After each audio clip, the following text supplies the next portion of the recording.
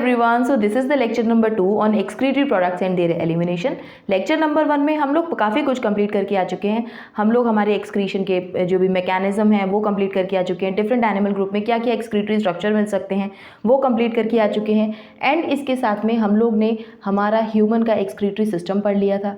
Human excretory system के बाद में एनाटमी ऑफ किडनी हम लोग पढ़ के आए और लास्ट में हमने structure of nephron and types of nephron complete करके आ चुके हैं बेटा। आज के लेक्चर में हमें पढ़ना है यूरिन फॉर्मेशन। यूरिन फॉर्मेशन के साथ साथ काउंटर करेंट मैकेनिज्म, अदर कौन से ऑर्गन्स हैं जो कि इस यूरिन हमारे एक्सक्रीशन में हेल्पफुल हैं ये हमें पढ़ना है। एंड ये जो हमारा मैकेनिज्म ऑफ किडनी फंक्शन है इसको हम लोग रेगुलेट कैसे कर सकते हैं ये हमें पढ़ना है। लास्ट में डिसऑर्डर और हीमोडायलिसिस का एक इंपॉर्टेंट कॉन्सेप्ट हम लोग यहाँ कवर करेंगे। अगर आपने लेक्चर 1 नहीं देखा है अभी तक तो डोंट वरी, यहाँ आपको आई बटन मिल जाएगा, उस पर क्लिक करके आप लेक्चर 1 को भी कंप्लीट कर सकते हैं। एंड ह्यूमन फिजियोलॉजी हम लोग करते जा रहे हैं कवर, उसकी भी प्लेलिस्ट का आपको लिंक मिल जाएगा डिस्क्रिप्शन में, आप वहाँ से जाकर उसे कवर कर सकते हैं क्योंकि ये आपके नीट के पॉइंट ऑफ व्यू से बहुत ही ज़्यादा इंपॉर्टेंट यूनिट है बेटा। तो देर ना करते हुए चलिए जल्दी से स्टार्ट करते हैं यूरिन फॉर्मेशन। तो देखिए बेटा, यूरिन फॉर्मेशन ऑब्वियसली बहुत ही ज़्यादा इंपॉर्टेंट कॉन्सेप्ट है हमारी नीट के पॉइंट ऑफ व्यू से कि यूरिन फॉर्मेशन पर बहुत क्वेश्चन आते हैं। सबसे पहली बात तो अगर आप एनसीईआरटी को ओपन करके देखेंगे तो वहाँ पर यूरिन फॉर्मेशन के आपको 3 स्टेप दिए हुए हैं। इसके बाद में नेफ्रॉन के डिफरेंट जो पार्ट्स हैं उनके आपको फंक्शंस दिए हुए हैं और लास्ट में काउंटर करेंट मैकेनिज्म। हम लोग डेटा कंप्लीट एनसीईआरटी का ही यूज़ करेंगे बट पैटर्न थोड़ा सा हमारा डिफरेंट होगा। यूरिन फॉर्मेशन अल्टीमेटली सेम होगा बट होगा कैसे, आपको क्या करना है, लेक्चर करना है एंड साथ में एनसीईआरटी भी रखनी है। एक बार से इसे कवर करने के बाद एनसीईआरटी ज़रूर पढ़ लीजिएगा जिससे कि आपकी क्लियरेंस बहुत ज़्यादा बेटर हो पाए।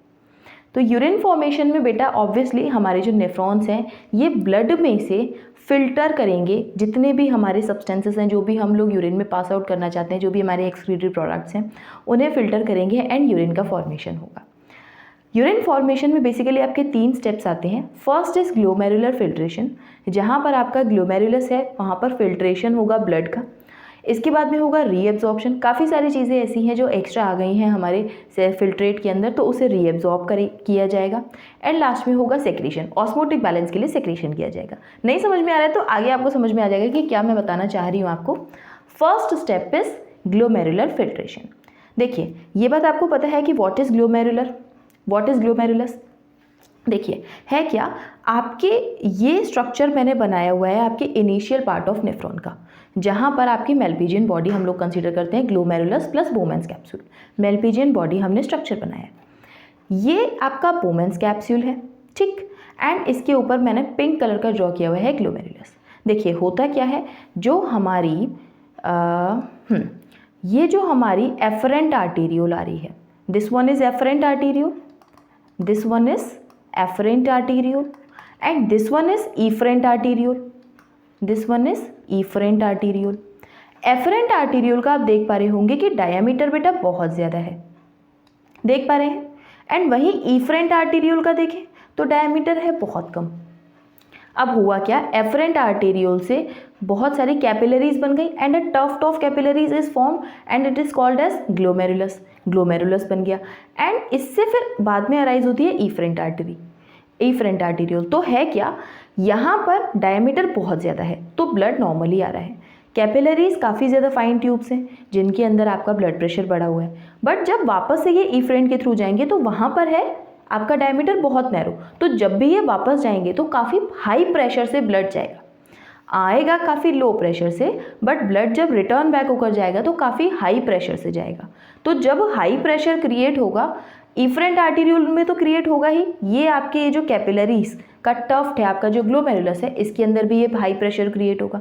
और इस हाई प्रेशर के क्रिएट होने की वजह से होगा क्या, अगर हम यहाँ पर इसको एक कैपिलरी बाहर निकाल के देख लेते हैं कि ये ग्लोमेरुलस की एक कैपिलरी है, होगा क्या, अंदर बहता हुआ ब्लड ये वॉल पर बहुत ज़्यादा प्रेशर एक्सर्ट करेगा बेटा, जिसकी वजह से काफ़ी सारा water and water soluble and basically आपके स्मॉल मॉलिक्यूल्स इसमें से बाहर लीक हो जाएंगे। समझ रहे, वाटर एंड काफ़ी सारे मॉलिक्यूल्स बाहर इसमें लीक हो जाएंगे। और ये इन दोनों के बीच में प्रेजेंट ये जो आपका येलो कलर का मैंने स्ट्रक्चर ड्रॉ किया हुआ है, it is basement membrane, it is basement membrane, ये आ जाएगा बेसमेंट मेम्ब्रेन में।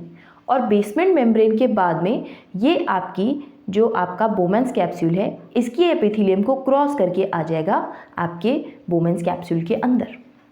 समझ पा रहे हैं? तो यहाँ से अगर आपको ये प्रोसेस समझ में आ रही हो कि तो यहाँ पर कहीं ना कहीं फिल्ट्रेशन हो रहा है, ब्लड का फिल्ट्रेशन हो रहा है और यहाँ पर कुछ फिल्ट्रेट आ रहा है। समझ पा रहे हैं? तो ये जो फिल्ट्रेशन हुआ है इसमें बेसिकली हम लोग कंसिडर करते हैं कि फिल्ट्रेशन मेम्ब्रेन बनी है। फिल्ट्रेशन मेम्ब्रेन किस किस के बीच में बनेगी? यहाँ पर लिख लीजिए, फिल्ट्रेशन मेम्ब्रेन बनी है बेटा, मेम्ब्रेन बनी है किस किस के बीच में? सबसे पहले है एंडोथीलियम ऑफ ब्लड वेसल्स, लिखते जाइएगा ये आप। सबसे पहले बनी है एंडोथीलियम ऑफ ब्लड वेसल,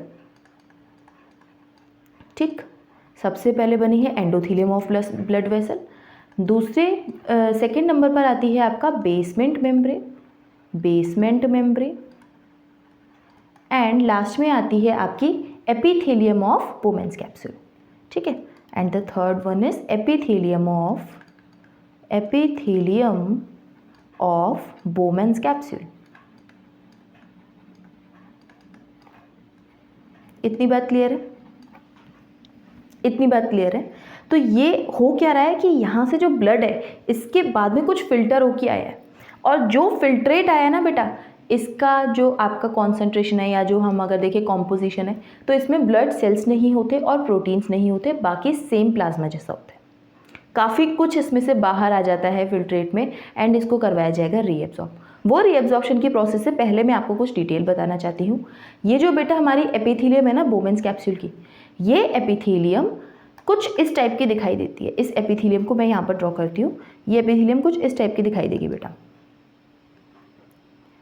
ये आपका है बोमेंस कैप्सूल।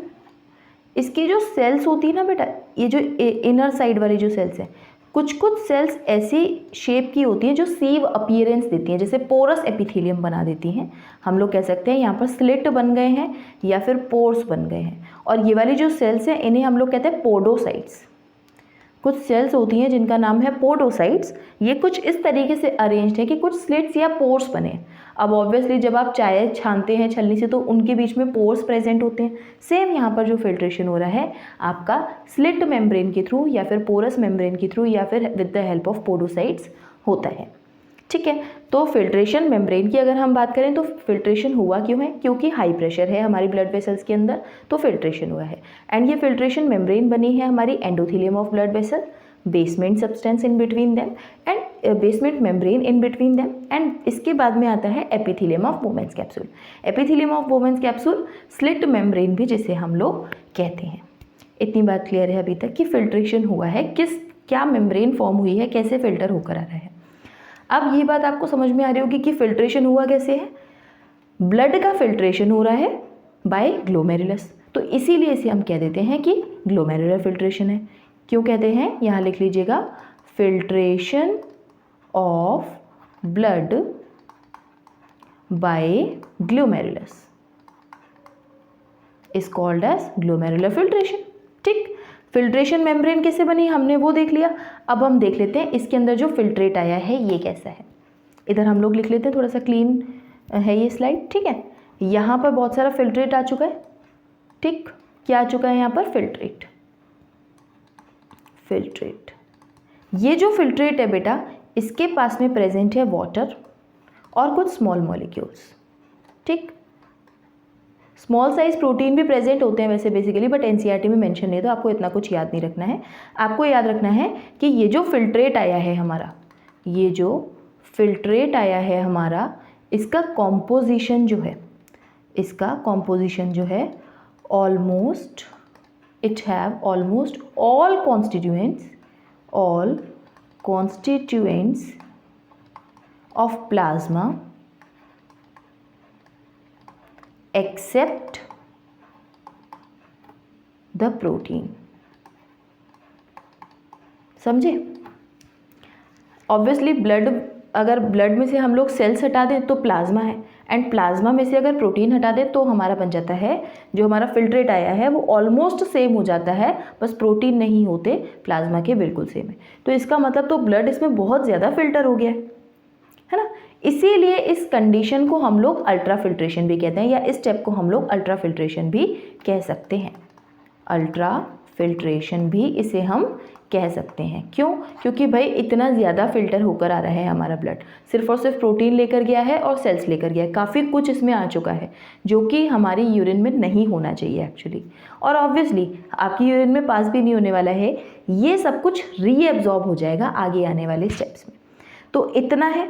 अब जीएफ आपका ये जो फिल्ट्रेट है, अब इसे अगर हम कैलकुलेट करें तो एक हेल्दी एडल्ट ह्यूमन बीइंग की बात करें तो यहाँ पर जो फिल्ट्रेट बना है 1 मिनट में, अगर हम इसे कैलकुलेट करें कि 1 मिनट में कितना बना है जो आपका फिल्ट्रेट है, यहाँ पर हम लोग साइड में लिख लेते हैं बेटा। Oh shit. यहाँ पर लिख लेते हैं हम लोग, ये जो फिल्ट्रेट फॉर्म हुआ है, filtrate formed by kidney per minute, kidney की बात हो रही है, एक नेफ्रॉन की बात नहीं हो रही है, ठीक। By kidney per minute is called as glomerular filtration rate, GFR, glomerular filtration rate, ठीक। एंड ये ग्लोमेरुलर फिल्ट्रेशन रेट एक हेल्दी पर्सन के लिए, ये ग्लोमेरुलर फिल्ट्रेशन रेट एक हेल्दी पर्सन के लिए होता है बेटा 125 मिलीलीटर पर मिनट। तो अगर आप इसे कैलकुलेट कर लें तो 1 मिनट में हुआ है 125 मिलीलीटर। तो अगर आप इसे एक दिन का कैलकुलेट करें, एक दिन में कितने मिनट होते हैं इसके हिसाब से अगर आप कैलकुलेट करें तो ये आ जाएगा आपका 180 लीटर पर डे। एंड इतनी बात हम जानते हैं कि 180 लीटर टॉयलेट प्रोड्यूस कर नहीं सकता एक इंसान। अगर ऐसा होगा तो पॉसिबल ही नहीं है, मतलब इमेजिनरी भी नहीं है, हम लोग इमेजिन भी नहीं कर सकते कि 180 लीटर टॉयलेट प्रोड्यूस कर रहा है एक ह्यूमन बीइंग, ठीक है। तो ऑब्वियसली इसमें से 99% रीएब्जॉर्ब कर लिया जाएगा, सिर्फ 1% ही आपका यूरिन बनेगा, ठीक। यूरिन जो फॉर्म होगा, यूरिन आपका 1 to 1.5 litre per day he form होता है बेटा, ठीक है। तो इसमें से क्या होगा 99% reabsorb and it is the second step of urine formation.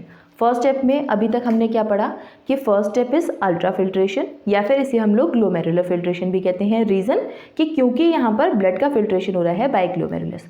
Efferent arteriole का डायमीटर बहुत ज़्यादा है as compare to efferent arteriole. होता क्या है, ग्लोमेरुलस में प्रेशर बहुत ज़्यादा जनरेट हो जाता है, जिसकी वजह से ब्लड प्रेशर जनरेट हुआ, तो जिसकी वजह से वॉल्स पर, ब्लड वेसल्स की वॉल्स पर बहुत ज़्यादा प्रेशर लगा रहे हैं मॉलिक्यूल्स। इस वजह से काफ़ी सारे जो मॉलिक्यूल्स है वो लीक हो जाते हैं along with the water, except proteins, ठीक है। एंड प्रोटीन्स एंड सेल्स नहीं आते, काफ़ी सारे मॉलिक्यूल्स लीक हो गए। अब ये लीक मॉलिक्यूल्स जाएंगे बेसमेंट मेम्ब्रेन से एंड बेसमेंट मेम्ब्रेन को क्रॉस करके पहुंच जाएंगे एपिथेलियम ऑफ बोमेन्स कैप्सूल के पास, जो कि स्लिट मेम्ब्रेन है, पोडोसाइट सेल्स होती हैं उसके पास में। यहाँ से ये छनकर आ जाएंगे आपके बोमेन्स कैप्सूल में। जो छनकर फिल्ट्रेट तैयार हुआ है, इसे हम लोग कहते हैं फिल्ट्रेट, जिसका कि सेम कॉन्स्टिट्यूएंट्स है सेम एज प्लाज्मा, जिसके पास में प्रोटीन्स नहीं है, ठीक है। एंड ये फिल्ट्रेट 1 मिनट में जो बन रहा है उसे हम लोग GFR कहते हैं, ग्लोमेरुलर फिल्ट्रेशन रेट, जो कि एक हेल्दी पर्सन का 125 मिलीलीटर पर मिनट है। और अगर डे का कैलकुलेट करें तो 180 लीटर पर डे, जितना कि यूरिन फॉर्म होना कहीं से भी संभव नहीं है।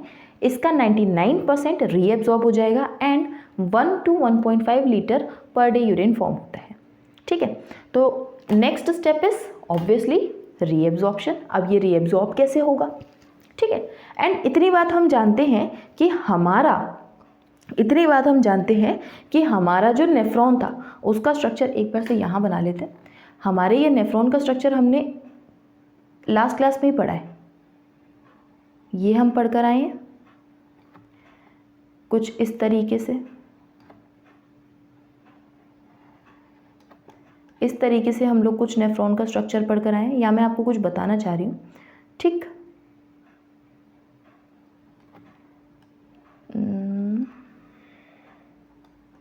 यही बनाए थे, क्या था ये वाले स्ट्रक्चर को हम लोग क्या कहते थे, जो हाईली कॉन्वोल्यूटेड होते थे।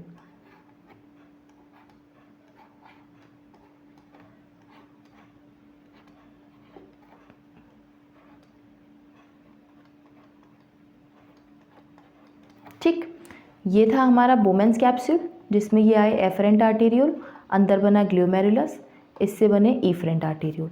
इफरेंट आर्टेरियोल बच जाता था पेरीट्यूबुलर कैपिलरीज में, और कोई एक कैपिलरी बिल्कुल लॉन्ग जाती थी हमारे इसके पैरेलल, सेम कलर से अभी बना लिया है हमने, बिल्कुल इसके पैरेलल, एंड यू शेप्ड वासा रेक्टा का फॉर्मेशन करती थी। ये पढ़ा था हमने, ठीक।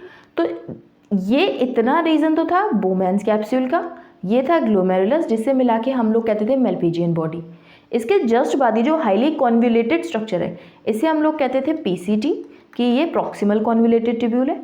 जो दूर कॉन्वुलेटेड रीजन था इसे हम लोग कहते थे डीसीटी, कि डिस्टल कॉन्वुलेटेड ट्यूब्यूल है। And this long hairpin like structure is called as loop of Henle, ठीक है। एंड ये रीजन है कलेक्टिंग डक्ट, जो कि आपके नेफ्रॉन का पार्ट नहीं है। इसमें बहुत सारे नेफ्रॉन आके अपना फिल्ट्रेट जो है इसमें देते हैं, ठीक है। तो इतनी बात हम लोग पढ़कर आ चुके कि फिल्ट्रेशन कहाँ हुआ है, इस रीजन में, ठीक। यहाँ पर आ गया है फिल्ट्रेट, तो ऑब्वियस सी बात है कि अब फिल्ट्रेट आगे ट्यूब्यूल्स में मूव करेगा, और जैसे जैसे आगे मूव करता जाएगा यहीं से होता जाएगा रीएब्जॉर्प्शन, ठीक है।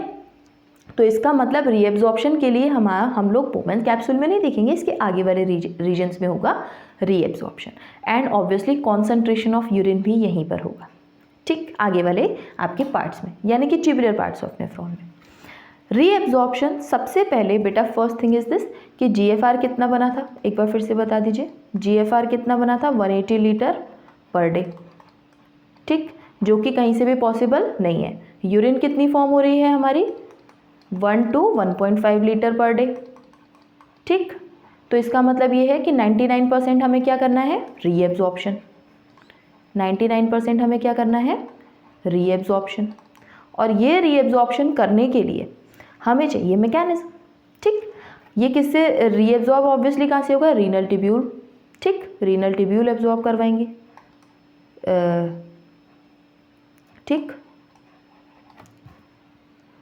होगा क्या, रीनल ट्यूब्यूल्स जो हैं बेटा आपकी, इनकी tubular cells, obviously it is not a single cell, बहुत सारी मल्टीपल सेल्स से बनी हुई हैं, जो कि हमने पढ़ी भी थी कि किस किस रीजन में कौन कौन सी सेल्स प्रेजेंट होती हैं। एनिमल टिश्यूज़ में मैंने आपको बताया था। एंड अगर आपको नहीं आता था तो शॉर्ट्स की भी प्लेलिस्ट बनी हुई है जहाँ पर ये सारे की पॉइंट्स मैंने आपको बताए हुए हैं, तो उन्हें भी आप रेफर कर सकते हैं। रीनल ट्यूब्यूल्स की जो सेल्स हैं वो इन्हें रीएब्जॉर्ब करवाती हैं, ठीक है। होगा क्या, जो आपकी ट्यूबुलर सेल्स है ना बेटा, ये कुछ आयंस का एक्टिव करवाती हैं, कुछ चीज़ों का पैसिव रीएब्जॉर्प्शन करवाती हैं। जैसे कि अगर हम देखें तो ये ट्यूबुलर सेल्स क्या करवाएंगे, रीएब्जॉर्प्शन। अगर ये एक्टिव रीएब्जॉर्प्शन करवा रही हैं कुछ चीज़ों का, और कुछ का करवाएंगी पैसिव। अब एनसीईआरटी में ये पूरा एक लंबा सा स्टेटमेंट दिया हुआ है, वहाँ से आपको एक्टिव पैसिव ढूंढने में दिक्कत होगी। तो एक्टिव जिसका करवाती हैं वो आप यहाँ लिस्ट बना लीजिए, जैसे ग्लूकोज का होगा एक्टिव रीएब्जॉर्प्शन, अमीनो एसिड्स का होगा एक्टिव रीएब्जॉर्प्शन, ठीक, अमीनो एसिड्स का होगा active reabsorption, and sodium ions etcetera, ऐसा एनसीईआरटी लिखती है, इन सब का होगा एक्टिव रीएब्जॉर्प्शन, मतलब कि यहाँ पर एनर्जी लगेगी। वहीं दूसरी जगह अगर देखें नाइट्रोजनस वेस्ट का पैसिव रीएब्जॉर्प्शन एंड वाटर का पैसिव रीएब्जॉर्प्शन, ठीक। इनिशियल सेगमेंट ऑफ नेफ्रॉन, ऐसा एनसीईआरटी ने दिया है, in initial segment of nephron, in initial segments of nephron. और भाई जो बात एनसीईआरटी ने कह दी है तो वो हमारे लिए सब कुछ बहुत करेक्ट है, ठीक है। तो एक्टिव हो सकता है या फिर पैसिव हो सकता है। एक्टिव किस किस का होगा, ग्लूकोज का, अमीनो एसिड का एंड सोडियम आयंस का। वहीं पैसिव होगा नाइट्रोजनस वेस्ट का एंड वाटर का। अब अगर आपको ये चीज़ याद करने में कोई दिक्कत आती है तो बस इतना याद रख लीजिए कि एक्टिव होगा जहाँ एनर्जी लगेगी, क्यों, क्योंकि ग्लूकोज बहुत इंपॉर्टेंट है, उसमें एनर्जी लगेगी। अमीनो एसिड बहुत इंपॉर्टेंट है, उसमें एनर्जी लगेगी। ये सोडियम आयन बहुत इंपॉर्टेंट है, उसमें एनर्जी लगेगी। वही नाइट्रोजन वेस्ट में नहीं, और वाटर तो हम लोग वैसे भी बहुत वेस्ट करते हैं तो उसमें एनर्जी नहीं लगेगी। It is the trick to learn, ठीक है। आप ऐसे ऐसे याद रख सकते हैं, ठीक। अब इसके बाद बात आती है कि रीएब्जॉर्प्शन, बात तो ठीक है कि इसका होगा, ऐसे होगा, बट होगा कैसे, ये भी तो बात हमें पता होना चाहिए कि रीएब्जॉर्प्शन ये होगा कैसे, ये तो बड़ी बात है ना, ठीक है। तो डिफरेंट रीजन्स में अलग अलग तरीके से होगा। सबसे पहले अगर हम देखें पीसीटी, सबसे पहले पीसीटी में ही तो आएगा रीएब्जॉर्ब होने, और पीसीटी में मैक्सिमम रीएब्जॉर्प्शन हो जाता है बेटा। होगा क्या, ये देखिए, ये वाला जो हमने डायग्राम बनाया ना यहाँ पर, इसी को देख लेते हैं। देखिए हो क्या रहा है इसके अंदर, बात ये इसके अंदर चल रही है कि यहाँ पर जैसे ही इसने इतना ज़्यादा फिल्टर करवा दिया है, अब समझ लीजिए आप कि ये जो कैपिलरीज है ना, इन्हें हो रहा है रिग्रेट कि हमने इतना ज़्यादा फिल्टर करवा क्यों दिया है। अब ये पेरीट्यूबुलर कैपिलरीज इसके बिल्कुल बगल बगल से चलती जाएंगी, बहुत सारी पेरीट्यूबुलर कैपिलरीज पीसीटी के बगल बगल से चलती जाएंगी कि हमें हमारी चीज़ें वापस कर दो प्लीज़, समझ रहे हैं, हमें हमारी चीज़ें वापस कर दो प्लीज़, रीएब्जॉर्ब करवा लेंगी, मैक्सिमम रीएब्जॉर्प्शन हो जाएगा। इसके बाद में ये बिल्कुल पैरेलल में रन करेंगी किसके साथ, लूप ऑफ हेनले के साथ, समझ रहे हैं। तो ये इस तरीके से जो आपकी कैपिलरीज का जो अरेंजमेंट है विद योर नेफ्रॉन, तो ये इसी वजह से है कि रीएब्जॉर्ब ये करवा पाए, ठीक है। अब ये कैसे होगा, सबसे पहले पीसीटी में होता है मैक्सिमम रीएब्जॉर्प्शन, सबसे ज़्यादा तो ये यहीं पर ले लेती है क्योंकि पेरीट्यूबुलर कैपिलरीज का गुच्छा भी यहीं पर है प्रेजेंट, ठीक है। सबसे ज़्यादा मैक्सिमम रीएब्जॉर्प्शन कहाँ होगा आपका, पीसीटी में, ठीक। होगा क्या पीसीटी के अंदर, देखिए पीसीटी के अंदर होगा क्या, हमारा ये जो पीसीटी के अंदर होगा क्या, यहाँ पर सबसे ज़्यादा होगा रीएब्जॉर्प्शन। अगर आपको याद हो थोड़ा बहुत एनिमल टिश्यू, तो मैंने आपको बताया था यहाँ पर कौन सी एपिथेलियम प्रेजेंट होती है,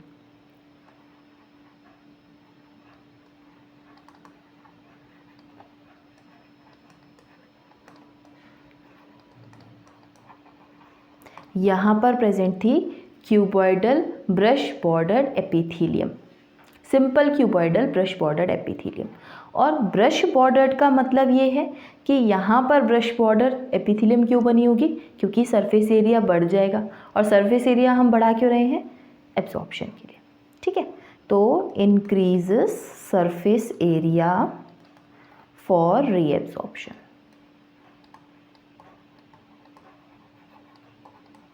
ठीक। अब यहाँ पर रीएब्जॉर्प्शन होगा किस किस चीज़ का, हमें ये बात पता होनी चाहिए। तो यहाँ पर अगर रीएब्जॉर्प्शन की बात करें बेटा, तो पहली बात तो nearly all of the essential nutrients, जितने भी असेंशियल न्यूट्रिएंट्स हैं सब यहीं हो जाएंगे। असेंशियल न्यूट्रिएंट्स वो तो उन्हें तो कहीं नहीं जाने दिया जाएगा, सबसे पहले इनको ही रीएब्जॉर्ब कर लिया जाएगा। और दूसरी बात जो इलेक्ट्रोलाइट्स हैं, उसमें से 70 to 80% इलेक्ट्रोलाइट्स भी यहीं रीएब्जॉर्ब हो जाएंगे, इलेक्ट्रोलाइट्स एंड वाटर, ठीक। ये सब कुछ यहीं पर रीएब्जॉर्ब हो जाएगा। इसके बाद में आएगी डीसीटी, इसके बाद में आएगा लूप ऑफ हेनले, ठीक।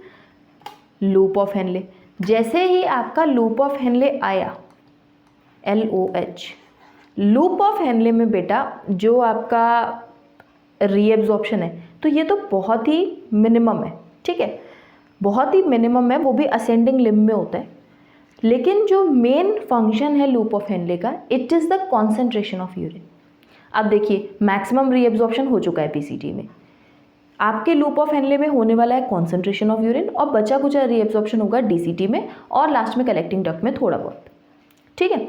तो जो आपका रीएब्जॉर्प्शन का प्रोसेस है मैक्सिमम हो चुका है, अब हमें करना है यूरिन को कॉन्सेंट्रेट, वो होगा लूप ऑफ हेनले में, यहाँ पर मिनिमम रीएब्जॉर्प्शन होगा। तो लूप ऑफ हेनले में जो कॉन्सेंट्रेशन ऑफ यूरिन का मैकेनिज्म है, इस मैकेनिज्म को पढ़ा जाता है थ्रू काउंटर करेंट मैकेनिज्म।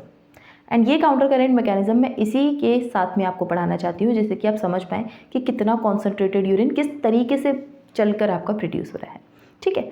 तो मैकेनिज्म ऑफ कॉन्सेंट्रेशन यूरिन में हमें पढ़ना है काउंटर करेंट मैकेनिज्म। काउंटर का मतलब होता है अपोजिट, ठीक, एंड करेंट का मतलब होता है फ्लो। तो अपोजिट फ्लो में कुछ ऐसे फ्लूइड्स चल रहे हैं जिनकी वजह से हमारे यूरिन का कॉन्सेंट्रेशन हो रहा है। It is explained bye counter current mechanism, ठीक है। अब काउंटर करेंट बने कैसे हैं हमारे नेफ्रॉन के अंदर, ये बात तो हमें समझ में ही नहीं है। देखिए जैसे आपका ये क्या था, बोमेन्स कैप्सूल, बोमेन्स कैप्सूल में जो फ्लूइड आया है इधर गया है ना, बोमेन्स कैप्सूल में जो फ्लूइड आया है ये नीचे जा रहा है ना, ये इधर जा रहा है, ये इधर जा रहा है, ये इधर जा रहा है। तो ये जो हमारा descending limb of loop of Henley है, इसमें कहाँ जा रहा है ये फ्लूइड? नीचे की तरफ जाता जा रहा है। ठीक, असेंडिंग लिम्ब में कहाँ जाता जा रहा है ये फ्लूइड? ऊपर की तरफ जाता जा रहा है।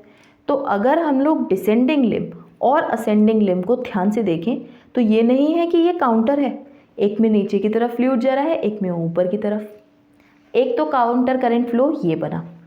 दूसरा, हमने ये देखा कि ये जो हमारा ब्लड कैपिलरी है, वासा रेक्टा में ब्लड जा रहा है इधर, डिसेंडिंग लिम्ब ऑफ वासा रेक्टा में नीचे और असेंडिंग लिम्ब ऑफ वासा रेक्टा में ऊपर। तो वासा रेक्टा में एक तरफ नीचे एक तरफ ऊपर, एक ये बन गया काउंटर करंट। दूसरा हम देखें कि ascending limb of Vasa रेक्टा and descending limb of loop of Henley, इनमें अपोजिट फ्लो चल रहा है, तो ये हो गया एक काउंटर करंट। एक और जगह ये देखें, ascending limb of loop of Henley and descending limb of वासा रेक्टा, इसमें एक ये बन गया काउंटर करंट। समझ रहे हैं? तो ऑब्वियसली इसमें सारे जो फ्लो हैं आपस में, जितनी भी आपकी वेसल्स हैं या जो भी ट्यूब्स हैं, अगर आसपास में है तो वहाँ पर काउंटर फ्लो चल रहा है, मतलब अपोजिट डायरेक्शन में फ्लो चल रहा है, और इस मैकेनिज्म की वजह से ही आपकी यूरिन का कॉन्सेंट्रेशन हो पा रहा है। इसीलिए इसे एक्सप्लेन किया जाता है विद काउंटर करंट मैकेनिज्म। तो कितने काउंटर करंट बने? एक ये, दो ये, तीन ये और चौथा ये। ठीक है, तो 4 टोटल काउंटर करंट बनते हैं, 1 बिटवीन वासा रेक्टा की असेंडिंग डिसेंडिंग लिम्ब, और एक बचा आपका लूप ऑफ हेनले की असेंडिंग डिसेंडिंग। तीसरा बना आपका ascending of Vasa रेक्टा and descending of loop of Henley, and just opposite इसका एक और। ठीक, तो 4 काउंटर करंट बने, एंड इनका जो फ्लो है इसकी वजह से होगा आपका कॉन्सेंट्रेशन ऑफ यूरिन। होगा क्या, यहाँ पर जो आपका बेटा छनकर जो ब्लड आया ना, जो आपका ये है PCT, यहाँ पर ब्लड छनने के बाद में जो आपका फिल्ट्रेट आया है रीएब्जॉर्ब होने के बाद में भी, ये फिल्ट्रेट का जो कॉन्सेंट्रेशन है, ये मैं आपको यहाँ बता देती हूँ। देखिए, जितना भी ये वाला अपर रीजन है इतना रहता है आपका कॉर्टेक्स में, एंड इसके नीचे लूप ऑफ हेनले और कलेक्टिंग डक्ट हमेशा मिलते हैं मेड्यूलर रीजन में। ठीक है, तो मेड्यूलर रीजन का जो कॉन्सेंट्रेशन है हमारे कॉर्टेक्स रीजन का रहता है 3 मिलीऑस्मोल पर मिलीलीटर, जबकि मेड्यूलर रीजन का इंटरस्टिशियल फ्लूइड, मतलब ये ट्यूब्स के बाहर का जो फ्लूइड है उसका कॉन्सेंट्रेशन कुछ वेरी करता है, जैसे कि 600 मिलीऑस्मोल पर मिलीलीटर, 900 मिलीऑस्मोल पर मिलीलीटर एंड 1200 मिलीऑस्मोल पर मिलीलीटर पर लीटर। ठीक है, तो इस तरीके से कुछ इसका कॉन्सेंट्रेशन करता है वेरी। अब ये कॉन्सेंट्रेशन जो वेरी कर रहा है इसकी वजह से होगा क्या, यहाँ पर जो आपका फिल्ट्रेट है ना, क्योंकि ये कॉर्टेक्स रीजन में है, अभी PCT कहाँ है? कॉर्टेक्स के रीजन में, और भैया ट्यूब्स के अंदर जो एक आपका फ्लूइड है और बाहर का जो इंटरस्टिशियल फ्लूइड का कॉन्सेंट्रेशन है, आइसोटोनिक होने के लिए तो हमें सेम रहना पड़ेगा ना। तो अभी क्या है, कॉर्टेक्स के इंटरस्टिशियल फ्लूइड से अंदर का फिल्ट्रेट आइसोटोनिक है, बाहर कॉर्टेक्स में है 300 मिलीऑस्मोल पर लीटर, तो अंदर का ये जो फिल्ट्रेट है ये भी आपका 300 मिलीऑस्मोल पर लीटर है बेटा। ठीक है, अब जैसे जैसे ये आपके लूप ऑफ हेनले में आता जाएगा, यहाँ पर इसे होना पड़ेगा कॉन्सेंट्रेट। जैसे जैसे ये आपके लूप ऑफ हेनले में आता जाएगा इसे होना पड़ेगा कॉन्सेंट्रेट, क्योंकि यहाँ पर है 300 मिलीऑस्मोल, तब तक तो सही है। जैसे नीचे गया, बाहर का एनवायरनमेंट है 600 मिलीऑस्मोल, अब मैं कहाँ जाऊँ? मुझे तो कुछ ना कुछ कॉन्सेंट्रेशन का मैकेनिज्म करना पड़ेगा जिसकी वजह से मैं आइसोटोनिक हो जाऊँ। तो उसकी वजह से आपकी जो असेंडिंग एंड डिसेंडिंग लिम्ब है उसके हैं कुछ फीचर्स। देखिए, इनके फीचर्स हैं कुछ इस तरीके से कि ये जो आपका descending limb of loop of Henley है ना बेटा, this one descending limb of loop of Henley, यहाँ हम लिख लेते हैं descending limb of loop of Henley, ये बेटा परमिएबल होता है, परमिएबल होता है। डिसेंडिंग लिम्ब परमिएबल है किसके लिए? टू वाटर, जबकि यही डिसेंडिंग लिम्ब इम्परमिएबल है इलेक्ट्रोलाइट्स के लिए, टू इलेक्ट्रोलाइट्स। ठीक, जबकि इसका जस्ट अपोजिट है असेंडिंग लिम्ब में। Ascending limb of loop of Henley की बात करें तो ये परमिएबल होगा, परमिएबल होगा इलेक्ट्रोलाइट्स के लिए। ठीक, जबकि यही इम्परमिएबल हो जाएगा, इम्परमिएबल हो जाएगा किसके लिए? वाटर के लिए। ठीक, ये आपको इनके कुछ फीचर्स याद रखने हैं, आगे आपको समझ में आ जाएगा कि क्यों था ये। ठीक, आप देखिए होगा क्या यहाँ पर, ये यहाँ पर फिल्ट्रेट के अंदर, इसके अंदर जो भी फिल्ट्रेट आया है इसका हमने क्या बताया, कितना है हमारा कॉन्सेंट्रेशन? 300 मिलीऑस्मोल। ठीक, ठीक है, यहाँ पर जो फिल्ट्रेट अंदर चल रहा है इसका है 300 मिली ऑस्मोल पर लीटर। ठीक है, इतना क्या है इसका कॉन्सेंट्रेशन। ठीक, अब ये जो फिल्ट्रेट है जैसे ही ये इधर आया नीचे मेड्यूला के रीजन में, 300 से हुआ 350, 350 से हुआ 400, 400 से हुआ 500, 500 से 600, एकदम कॉन्सेंट्रेशन अंदर जो इंटरस्टिशियल फ्लूइड है जिसे हम टिश्यू फ्लूइड कहते हैं उसका कॉन्सेंट्रेशन एकदम बढ़ता जा रहा है। और अब टिश्यू का कॉन्सेंट्रेशन बढ़ता जा रहा है तो ये बेचारा परेशान है कि मुझे होना पड़ेगा आइसोटोनिक, और मुझे बस इतनी ही बात पता है कि मैं वाटर के लिए परमिएबल हूँ। तो अगर मुझे आइसोटोनिक होना पड़ेगा तो कहीं ना कहीं मुझे वाटर लूज़ करके कॉन्सेंट्रेट होना पड़ेगा खुद को।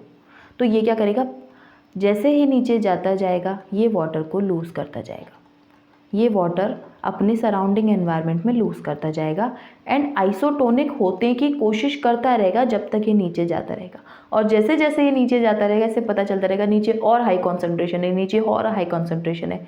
ये नीचे आया, यहाँ पर 600 के बराबर का इसने कर लिया, और नीचे आया इसने 900 के बराबर का अपना कॉन्सेंट्रेशन कर लिया, और नीचे आया तो भाई 1200 है इंटरस्टिशियल का, तो इसने भी अपना 1200 कर लिया बाय लूजिंग वाटर मॉलिक्यूल्स। ठीक, अब ऑब्वियसली फ्लूइड को ऊपर चढ़कर जाना है।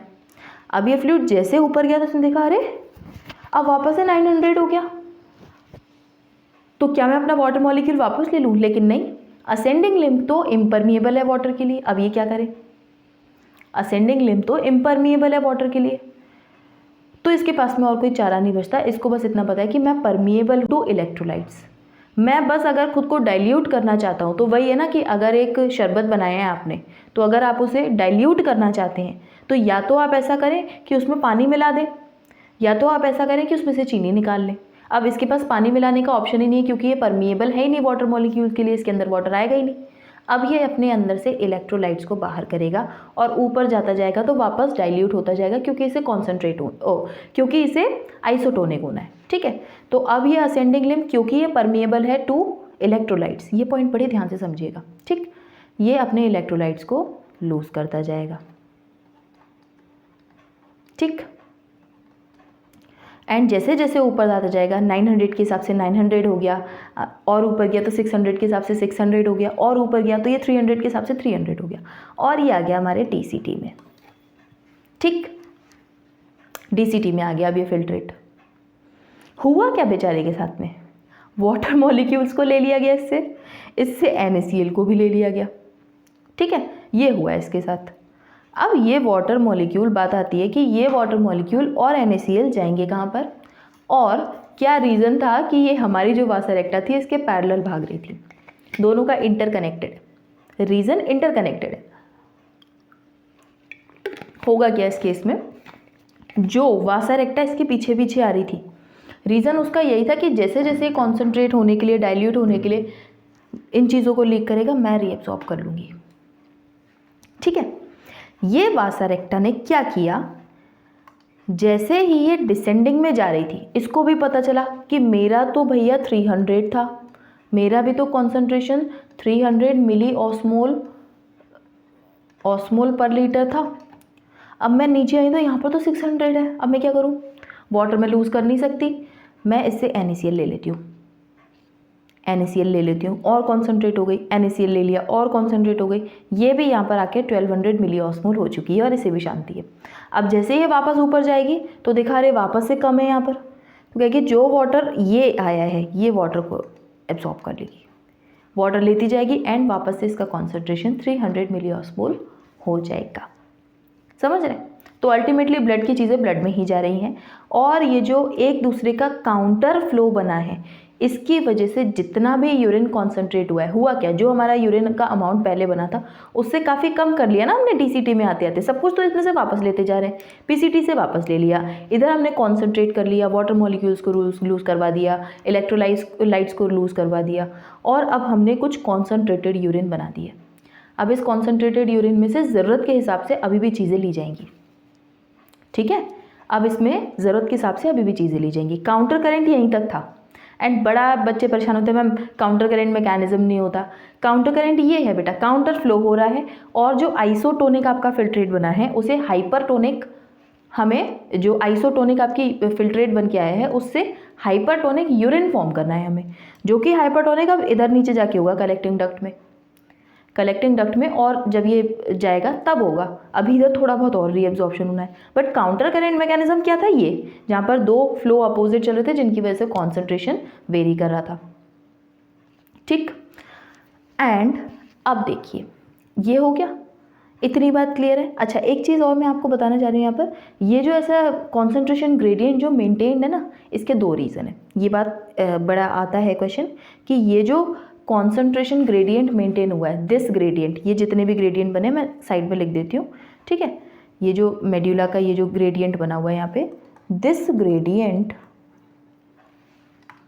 यहाँ पर थोड़ा सा लिख लेते हैं, यहाँ 300 है एंड यहाँ पर 1200 है, इज मेंटेन्ड बाय, ये ना एनसीईआरटी से आपके क्वेश्चन आ जाते हैं, या फिर मेनली कॉज्ड ड्यू टू ऐसे करके एनसीईआरटी ने लिखा है, तो बिल्कुल डिट्टो लिख लो आप, क्यों ही रिस्क लेना है।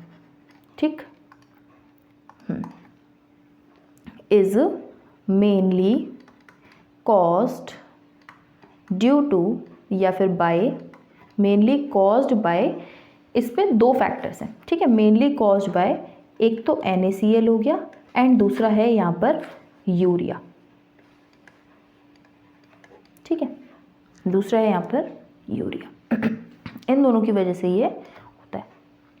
ठीक, तो ये आपके नीट एग्जाम में क्वेश्चन आए हुए, इसीलिए मैं इसे यहाँ पर मेंशन करना चाह रही हूँ। +4 जाए तो वो आपका क्वेश्चन है। ठीक, इतनी बात सभी को क्लियर है। काउंटर करेंट मैकेनिज्म में किसी को कोई दिक्कत है क्या? जस्ट इतना सा है बेटा काउंटर करेंट मैकेनिज्म से, बहुत कुछ नहीं है कि काउंटर फ्लो है एंड कॉन्सेंट्रेशन हो रहा है जस्ट। ठीक है, अब वापस से हम आ जाते हैं हमारे उसी आगे वाले, हाँ एक ये डायग्राम एनसीईआरटी का देख लीजिए। इसमें उन्होंने क्या किया, वासा रेक्टा को अलग रख दिया है। ये हो रहा है, देखिए पहले वाटर यहाँ पे बाहर आया, ठीक, फिर ऊपर जा रहा है तो NaCl, क्योंकि ये इस टाइम पर NaCl के लिए इम्परमिएबल था, यहाँ तो NaCl ले नहीं सकता था, ऊपर गया तो वाटर के लिए इम्परमिएबल था तो वाटर ले नहीं सकता था, अल्टीमेटली इसे कुछ लूज़ ही करना था। ठीक, लूज़ कर दिया। यहाँ से जो लूज़ करता जा रहा है, क्योंकि ये वाला जो है इधर कहीं है, ठीक, इसके ऊपर ही तो बनाना चाहिए था, यहीं कहीं है, तो इसने NaCl ले लिया है जो यहाँ लूज़ हुआ है, और इसने वाटर ले लिया जो यहाँ ये लूज़ हुआ है। जो मैंने आपको ओवरलैप करके बनाया है वो आप इसके साथ में ड्रॉ कर लीजिएगा, तो आपको ईजी हो जाएगा लर्न करना। ठीक है, एंड यहाँ पर जो वाटर वगैरह लूज़ हुआ है तो ये अभी मैं आपको आगे समझा देती हूँ। ठीक, third step is secretion. Secretion, चलिए यहाँ पर एक इधर लिख लेते हैं हम, रीएब्जॉर्प्शन पर है अभी। ठीक है, काउंटर करंट आपका लूप ऑफ हेनले में रीएब्जॉर्प्शन हो गया। अब कहाँ ये आ गया फ्लूइड, आपके DCT में। अब हमें करना है DCT में रीएब्जॉर्प्शन। तो DCT में अगर हमें रीएब्जॉर्प्शन करवाना है तो DCT में होता क्या है बेसिकली, पहली बात तो सब कुछ रीएब्जॉर्ब अब नहीं हो जाएगा, यहाँ पर होगा कंडीशनल रीएब्जॉर्प्शन। ठीक है, जो आपका रीएब्जॉर्प्शन का प्रोसेस है बेटा, ये DCT में ऐसे ही नहीं हो जाएगा। LOH का हो गया, हमने पूरा काउंटर करेंट मैकेनिज्म पढ़ लिया। ठीक, अब हमें DCT का अगर हम देखें तो DCT में क्या होगा, यहाँ पर कंडीशनल होगा, क्योंकि अब बहुत कुछ ऑलरेडी कॉन्सेंट्रेशन हो चुका है। अब यहाँ पर होगा कंडीशनल रीएब्जॉर्प्शन।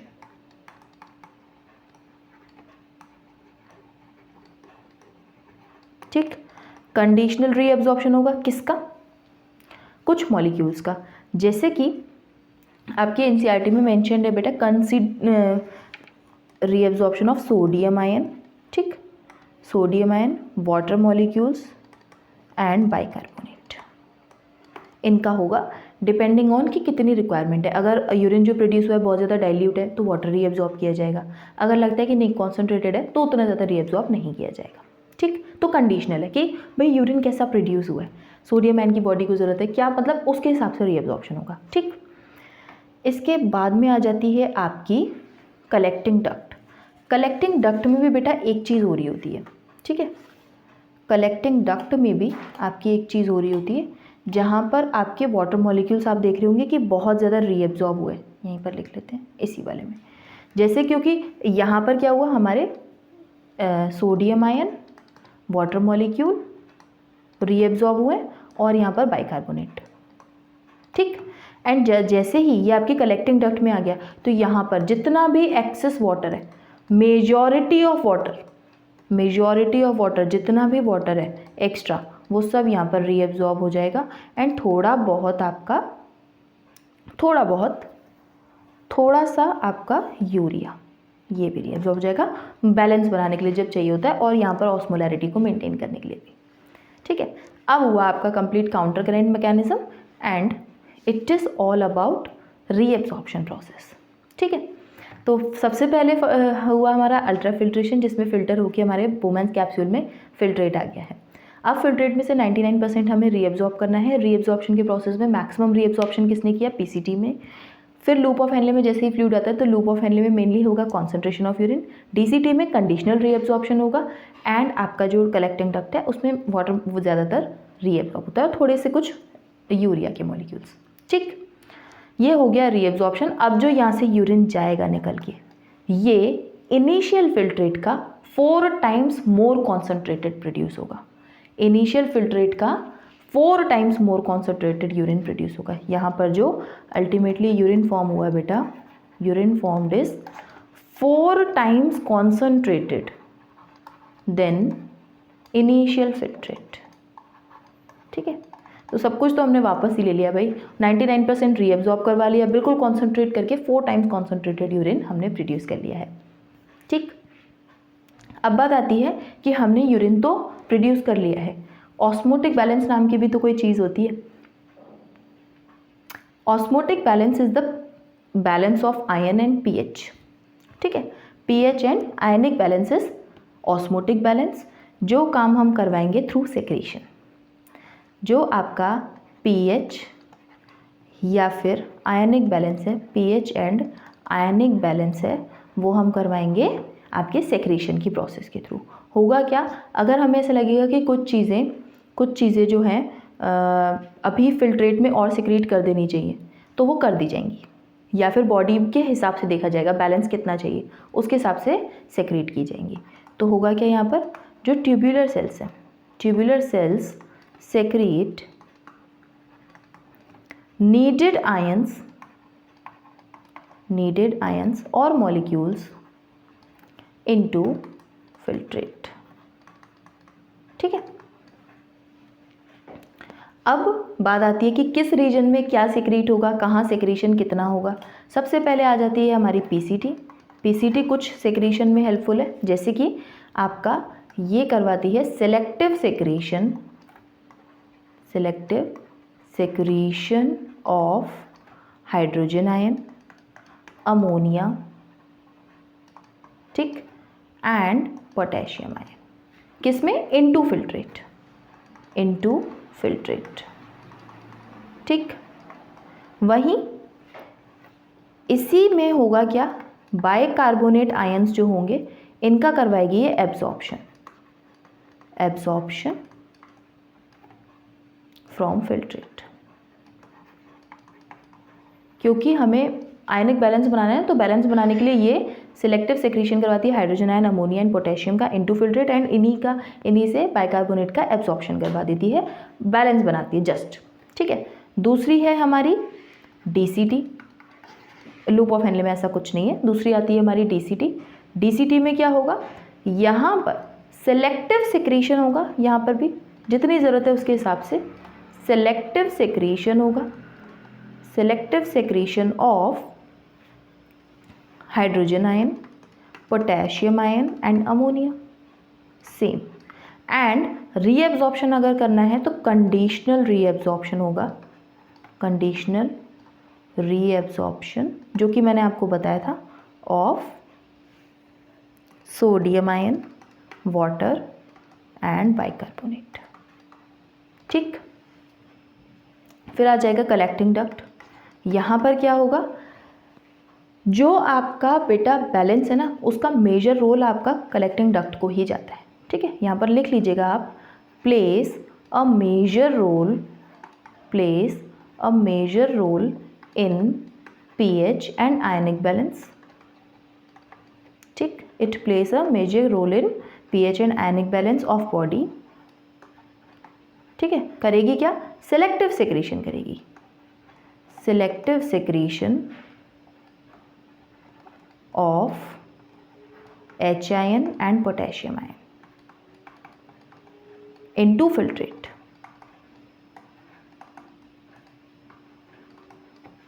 ठीक है, कहाँ पर क्या सिक्रीट होगा। अब ये तो एक मैम डेटा हो गया लर्न करने वाला, ये है आपका डेटा, ये सब कुछ इस डायग्राम में बना हुआ है। देखिए यहाँ क्या होगा, रीएब्जॉर्प्शन बताया पीसीटी में कि बाइकार्बोनेट का हो रहा है, तो ये रीएब्जॉर्प्शन है।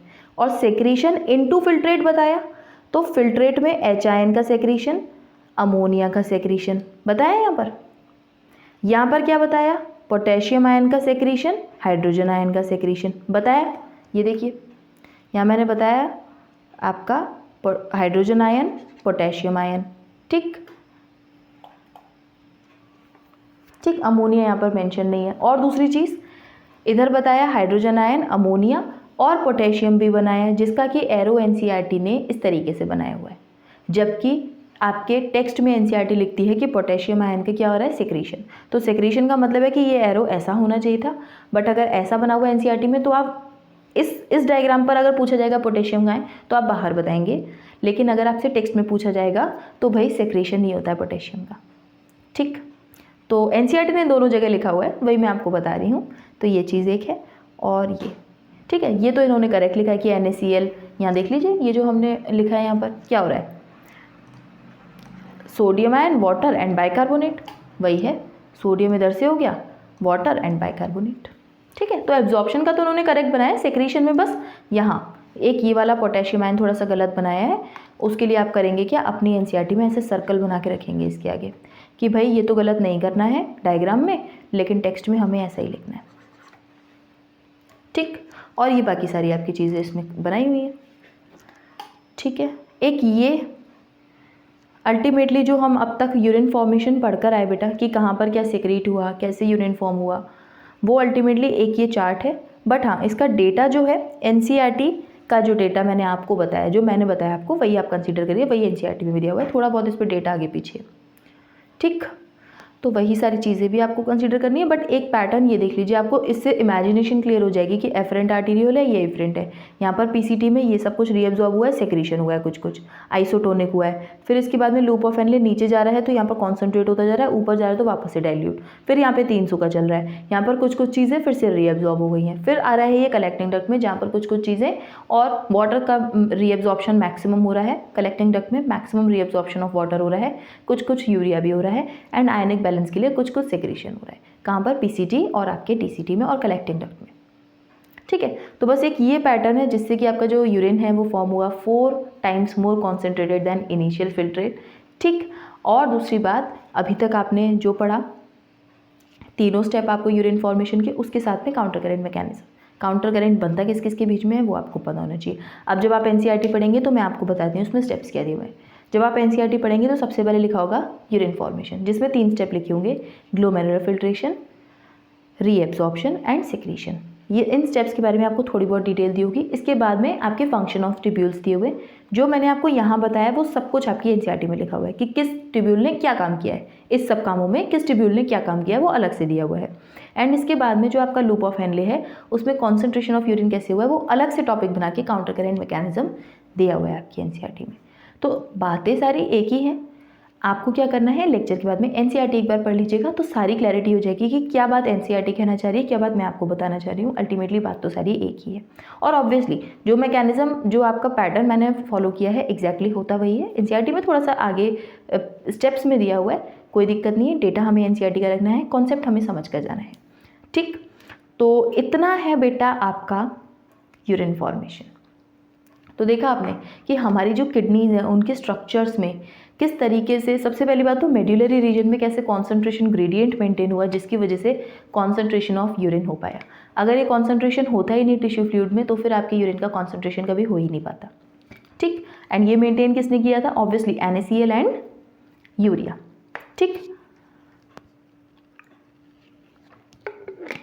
अब बात आती है, क्या इस GFR को कम या बढ़ाया जा सकता है? क्या कभी ऐसा हो सकता है कि यूरिन ज़्यादा फॉर्म हो रही है, या कभी ऐसा फॉर्म हो सकता है कि यूरिन बहुत ज़्यादा डाइल्यूट है तो हमारी बॉडी किसी तरीके से उसे कॉन्सेंट्रेट कर ले, वाटर लॉस को बचा ले? तो definitely regulation of kidney function में हमें पढ़नी है बेटा ये सारी चीज़ें, जो कि बेसिकली हार्मोनल मैकेनिज्म है, ठीक। कंप्लीटली हार्मोनल मैकेनिज्म है। इसमें आते हैं 3 mechanism. One is control by ATH, second is control by JGA, third is control by ANF।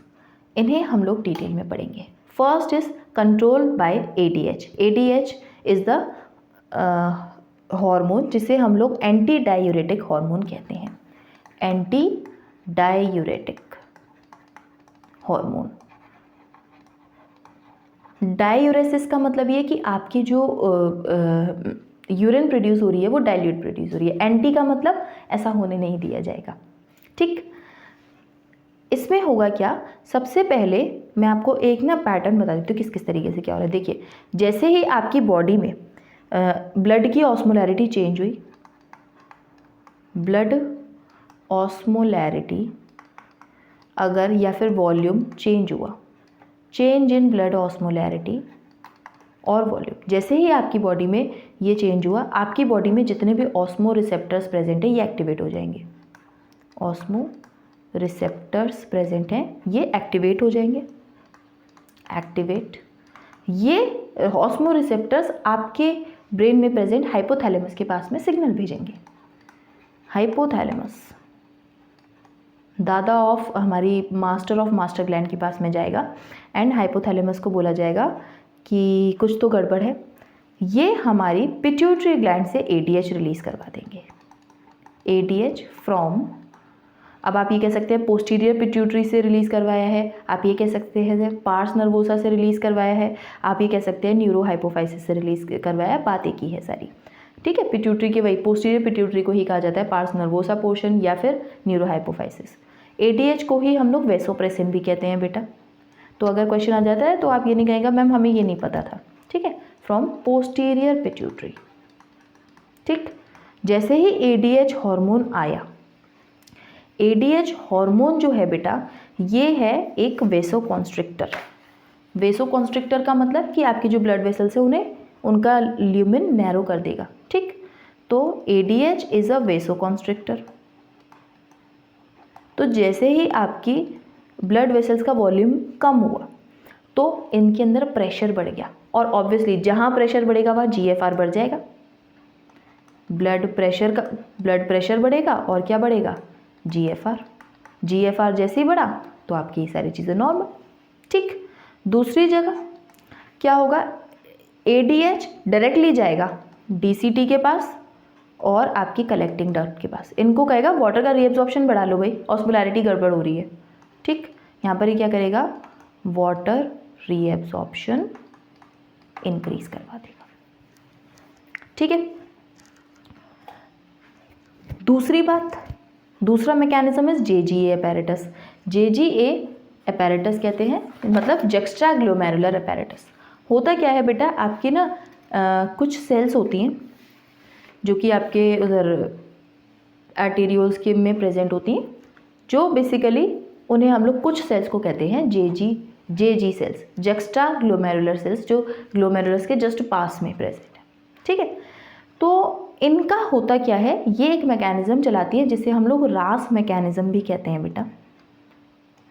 रास मैकेनिज्म, रास लीला नहीं है ये, इसकी फुल फॉर्म है रेनिन, लिख लीजिएगा, रेनिन NIN है। ठीक, renin angiotensin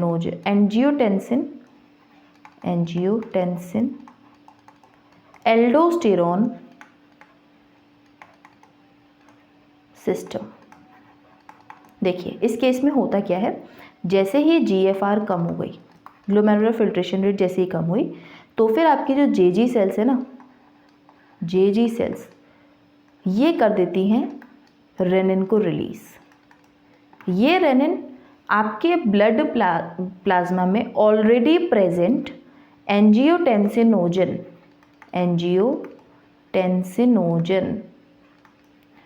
it is in inactive form, इसको कन्वर्ट कर देगा एंजियोटेंसिन 1 में, एंड एंजियोटेंसिन 1 को ये कन्वर्ट कर देगा फर्दर एंजियोटेंसिन 2 में। इसको हम यहाँ लिख लेते हैं, काम करते हैं, एक मिनट। एंजियोटेंसिन 1 में कन्वर्ट हो गया एंड इसी को फर्दर किस में कन्वर्ट कर देगा, एंजियोटेंसिन 2 में। ठीक, ये एंजियोटेंसिन 2 जो है बेटा, ये एक तो है पावरफुल वेसोकॉन्स्ट्रिक्टर, पावरफुल वेसोकॉन्स्ट्रिक्टर, अगेन सेम काम करेगा, वेसोकॉन्स्ट्रिक्टर है तो सेम काम करेगा, क्या करवाएगा, बीपी बढ़ाएगा, बीपी बढ़ा तो जीएफआर बढ़ जाएगा। ठीक, दूसरा काम ये करता है, जो आपकी हमने पढ़ी थी किडनीज के ऊपर ग्लैंड्स थी टोपी जैसी, उनके कॉर्टेक्स के पास जाएगा, एड्रीनल कॉर्टेक्स के पास जाएगा और एड्रीनल कॉर्टेक्स से कहेगा आप एल्डोस्टेरॉन को रिलीज करवा दो। एल्डोस्टेरॉन जैसे ही रिलीज होगा ये जाएगा डीसीटी के पास और डीसीटी से वाटर का, सोडियम आयन का रीएब्जॉर्प्शन बढ़वा देगा। जैसे ही वाटर और सोडियम आयन का रीएब्जॉर्प्शन बढ़ा, बीपी बढ़ जाएगा और बीपी बढ़ा तो जीएफआर बढ़ जाएगा। समझ रहे हैं? तो अभी तक हम लोग अल्टीमेटली चाह रहे हैं कि जीएफआर बढ़ता जाए, जीएफआर बढ़ता जाए। ये जीएफआर हम लोग बढ़ा रहे हैं। नेक्स्ट वाला जो कंट्रोल है ये जीएफआर को कम करेगा। एएनएफ का मतलब है एट्रियल नाइट्रियूरेटिक फैक्टर, एट्रियल नाइट्रियूरेटिक फैक्टर। ठीक, इसमें हो क्या रहा है कि जो आपका एट्रिया है ना, ये कहता है भाई इतना बढ़ा हुआ बीपी है, क्या करोगे, ब्लड वेसल्स को बर्स्ट करना है क्या, तो ये बीपी को कम करवाने की कोशिश करता है और आपकी हार्ट की वॉल से रिलीज होता है। ठीक है, जैसे ही बीपी बढ़ा या फिर जीएफआर बढ़ा हुआ है, जीएफआर तभी बढ़ा है जब बीपी बढ़ा है। ठीक है, तो हार्ट की मसल, जो आपकी हार्ट की मसल है, इसे जैसे ही सेंस करती है ये एएनएफ को रिलीज़ कर देती है। ये एएनएफ वेसो डायलेशन करवाता है बेटा, वेसो डायलेशन करवाता है, वापस से ल्यूमेन को ब्रॉड करवाता है और बीपी जिससे कम हो जाता है, बीपी कम हो जाता है। ठीक है, और जीएफआर भी कम हो जाती है अल्टीमेटली। तो होगा क्या, हम ये कह सकते हैं कि ये जो एएनएफ है जस्ट अपोजिट है बाकी दोनों का, और हम ये भी कहते हैं कि रास मैकेनिज्म पर ये एक चेक है कि अगर जीएफआर कभी बहुत ज़्यादा बड़ी हुई है तो इसको कम करवाने का काम कौन कराएगा, एएनएफ मैकेनिज्म। ठीक है, तो एक ही क्वेश्चन आया हुआ है, it check on RAS mechanism, it is a check on, it is a. ठीक है, तो ये क्वेश्चन आया हुआ है आपका प्रीवियस ईयर में, इसे भी लिख लीजिएगा। ठीक, these are your regulation of kidney function. Obviously hormonal balancing से हो रहा है कि हमें किस तरीके से कितना प्रोड्यूस करना है यूरिन। ठीक है, अब एक चीज़ और कि यहाँ पर देखिए मैंने आपको इधर बताया था कि सोडियम आयन का रीएब्जॉर्प्शन बढ़वा देगा। अब ये देखिए ना कि अगर सोडियम आयन बहुत ज़्यादा है तो रीएब्जॉर्प्शन तब भी बढ़ जाएगा। इसका मतलब अगर आपने सॉल्ट ज़्यादा खाया है, NaCl ज़्यादा खाया है, तो सोडियम आयन ज़्यादा है, रीएब्जॉर्प्शन ज़्यादा हो रहा है, जीएफआर बढ़ रहा है, जीएफआर बढ़ रहा है मतलब बीपी भी बढ़ रहा है। तो तभी कहा जाता है कि ज़्यादा सॉल्ट इनटेक से बीपी बढ़ जाता है। तो जब बीपी बहुत ज़्यादा राइज है तो सॉल्ट कम खाओ तो वो कम हो जाएगा। समझ रहे? तो इसका रीज़न आपका यहाँ से है कि बीपी आपका इस तरीके से बढ़ रहा है, ज़्यादा सॉल्ट इनटेक से। ठीक, next is micturition. Micturition is basically एक सेंस है, जब आपको सेंस हो रहा है कि हाँ अब हमें यूरिन को एक्सक्रीट आउट करना है। ठीक है, होता क्या है, हमारा यूरिनरी ब्लैडर जब फुल हो चुका है तभी मिक्चुरेशन का रिफ्लेक्स आता है। ठीक, हमें सेंस हो जाता है कि हाँ भाई अब हमें वॉशरूम की तरफ जाना है। ठीक, तो जैसे ही यूरिनरी ब्लैडर फुल हुआ, यूरिनरी ब्लैडर ऑब्वियसली मसल्स का बना हुआ है, स्मूथ मसल्स का, ये बेचारा स्ट्रेच हो गया है, अब काफ़ी ज़्यादा स्ट्रेच हो गया है। कभी कभी ऐसा होता है कि आपको सिग्नल्स आने के बाद में भी आपका कुछ टाइम तक अगर नहीं जा पा रहे हैं बाई चांस वॉशरूम, तो आपको सेंस होता होगा कि भाई मुझे भारी भारी सा फील हो रहा है, तो वो काफ़ी स्ट्रेच होता रहता है बेचारा उस टाइम तक, बूंद बूंद करके उसमें यूरिन ऑलरेडी भरा हुआ है, उसने भरने के बाद में आपको सिग्नल दिया है, फिर भी आप होल्ड करके बैठे हुए, तो वो काफ़ी स्ट्रेच हो जाता है। जैसे ये स्ट्रेच हुआ है, इसके वॉल पर प्रेजेंट स्ट्रेच रिसेप्टर्स हैं कुछ। ठीक है, इसके पास में क्या है, स्ट्रेच रिसेप्टर। जैसे ये स्ट्रेच होता है तो स्ट्रेच रिसेप्टर प्रेजेंट होते हैं। जितना ज़्यादा स्ट्रेच होता जाता है तो उतनी ज़्यादा दिक्कत भी हो जाती है कभी कभी। फिर स्ट्रेच रिसेप्टर गेट्स एक्टिवेटेड। ठीक, ये जैसे ही एक्टिवेट होते हैं आपके सेंट्रल नर्वस सिस्टम के पास में सिग्नल भेज देते हैं भाई, सेंट्रल नर्वस सिस्टम के पास में सिग्नल भेज देते हैं और वहाँ से मोटर न्यूरॉन्स आते हैं और ये दो काम करवाते हैं। ठीक है, मोटर सिग्नल्स आते हैं, मोटर सिग्नल्स मोटर न्यूरॉन्स के थ्रू, एंड दो काम होंगे। एक काम तो ये होगा कि जो आपकी स्मूथ मसल्स हैं उनका होगा कॉन्ट्रैक्शन, जो आपके यूरिनरी ब्लैडर की जो मसल्स हैं इनका होगा कॉन्ट्रैक्शन ऑफ स्मूथ मसल्स। ठीक, ये करेंगे कॉन्ट्रैक्ट। अब भैया एक बलून में पानी भरा हुआ है, मैं बलून को जैसे ही कॉन्ट्रैक्ट करूँ तो पानी उसमें से निकल जाएगा, और अगर मैं ये कहूँ कि आगे का रबर बैंड भी मैंने खोल दिया, सेम काम होगा। जो आपका स्फिंक्टर है, जो आपका यूरेथ्रल मीएटस है, उसको करवा दिया जाएगा रिलैक्स। ठीक है, मान लीजिए एक बैलून है जिस पर धागा बंधा हुआ था या रबर बैंड लगा हुआ था, मैंने क्या किया, उस धागे को लूज़ कर दिया और पीछे से उसको कॉन्ट्रैक्ट कर दिया, तो जितना भी उसमें पानी या हवा था वो बाहर आ गया। सेम काम हो रहा है कि जो आपका स्मूथ मसल्स हैं उन्हें कराया जाएगा कॉन्ट्रैक्ट, और आगे जो यूरेथ्रल मीएटस है उसे कराया जाएगा रिलैक्स, तो आपकी यूरिन पास आउट हो जाएगी। ठीक है, तो यहाँ पर क्या होगा, रिलैक्सेशन ऑफ यूरेथ्रल मीएटस, और ये दोनों काम जैसे साथ में हुए तो रिलीज ऑफ यूरिन। हो गया, बात खत्म। इतना सा है आपका मिक्चुरेशन। इसको पैराग्राफ में दिया हुआ है एनसीईआरटी में, अब इस चार्ट को लिखने के बाद में पैराग्राफ पढ़ लीजिए, सेम है। ठीक, इट इज़ योर मिक्चुरेशन। ठीक, अब ये जो यूरिन हमने पास आउट कर दी, ये यूरिन है क्या, मतलब कैसे बनी है ये यूरिन, यूरिन का कुछ कॉम्पोजिशन वगैरह भी है क्या?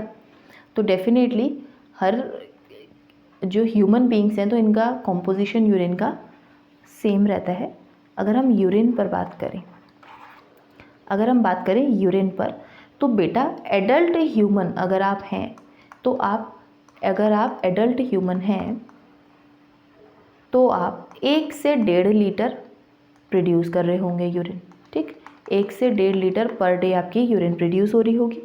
एंड ये यूरिन का जो कलर है, इस यूरिन का जो कलर है लाइट येलो होगा, लाइट येलो होगा, एंड वाटरी लिक्विड है, ये एक जस्ट वाटरी लिक्विड है। ठीक, जिसका पीएच थोड़ा सा एसिडिक होता है बेटा, पीएच इसका थोड़ा सा एसिडिक होता है, पीएच इज 6 होता है। ठीक है, 6 पीएच, तो क्या है, स्लाइटली एसिडिक हो गया। ठीक, क्यों? क्योंकि हमने देखा था हाइड्रोजन आयन को सेक्रेट किया जा रहा था फिल्ट्रेट में, that was the reason of acidic pH of your urine. ये देखिए हाइड्रोजन आयन सेक्रेट किया है फिल्ट्रेट के अंदर, यहाँ से हुआ है आपका यूरिन जो है एसिडिक। ठीक, स्लाइटली एसिडिक, यहाँ पर रीज़न भी लिख लीजिए, ड्यू टू, या फिर ऐसे लिख लीजिए, ये नहीं, क्वेश्चन वाली ही लैंग्वेज कंप्लीटली लिख लेते हैं यहाँ पर। ठीक, H आयंस, रीज़न लिख लेते हैं यहाँ पर, reason is H ion are actively secreted into filtrate.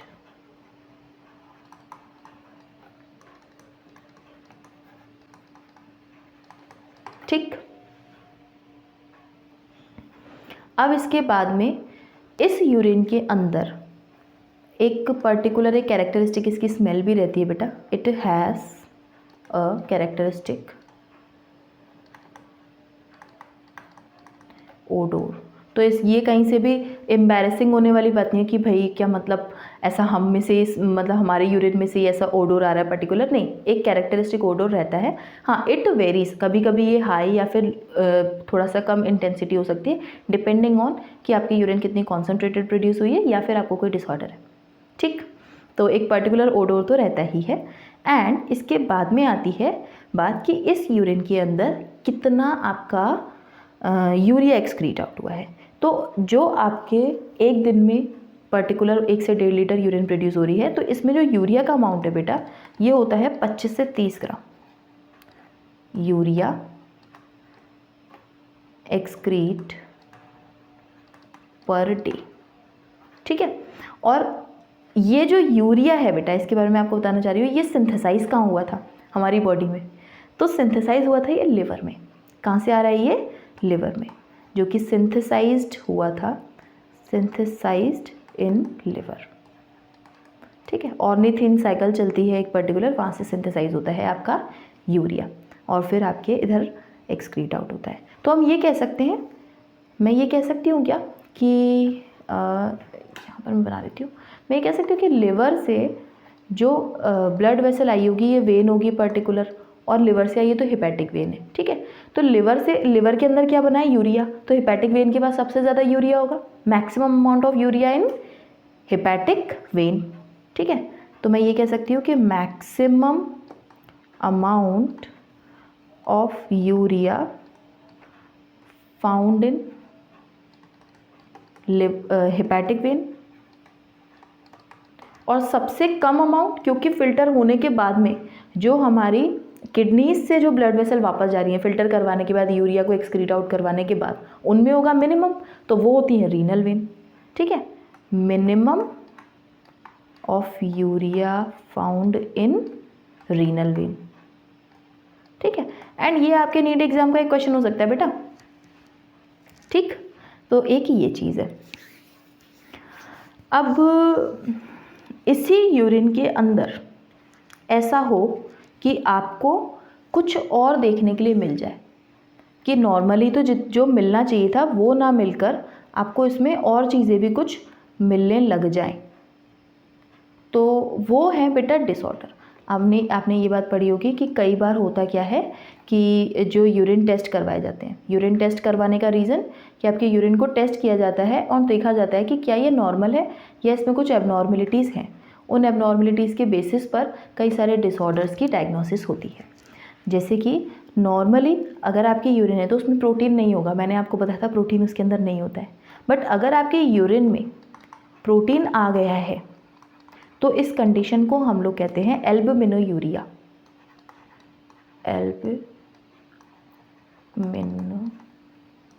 एल्बुमिनीरिया, ठीक।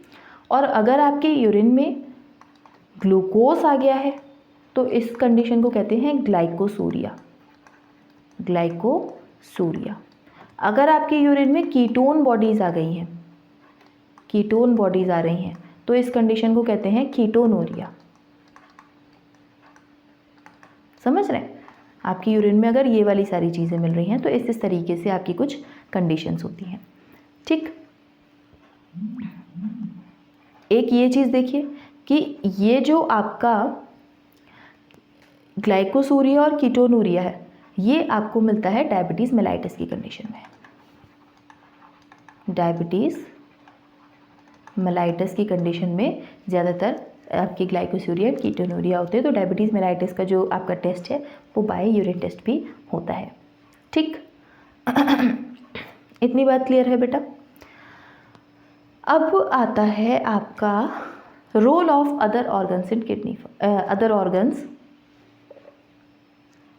इन, ये थोड़ा सा इसमें गलत लिखा हुआ है इन एक्सक्रीशन है, इन एक्सक्रीशन, ठीक, ठीक है, इन एक्सक्रीशन है।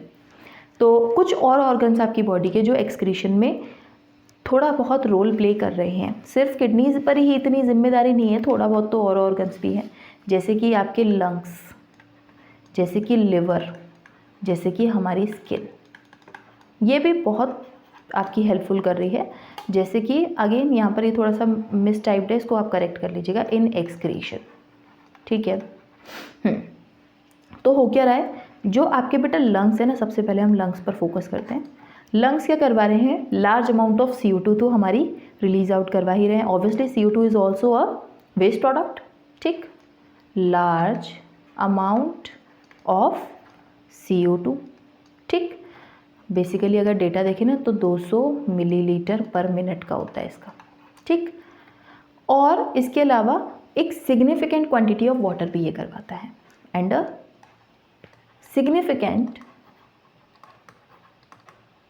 क्वांटिटी ऑफ वाटर, और ये हमारे लंग्स का काम डेली का है, डेली ये सब चल रहा है। नेक्स्ट है लिवर बेटा। लिवर आपके कुछ फंक्शंस कर रहा है, जैसे कि बहुत सारे सब्सटेंसेस ये सेक्रीट करवाता है, ठीक। Secrete bile containing substances like bilirubin, biliverdin, cholesterol, इसके अलावा कोलेस्टेरॉल,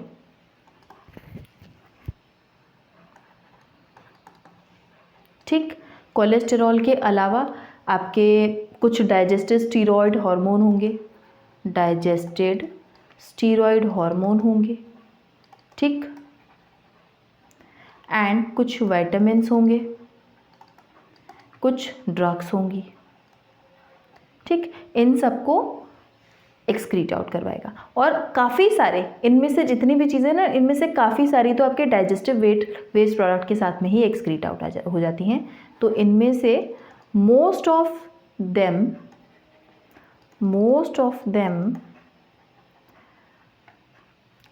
दीज या मोस्ट ऑफ देम कुछ भी कर सकते हो, अल्टीमेटली पास आउट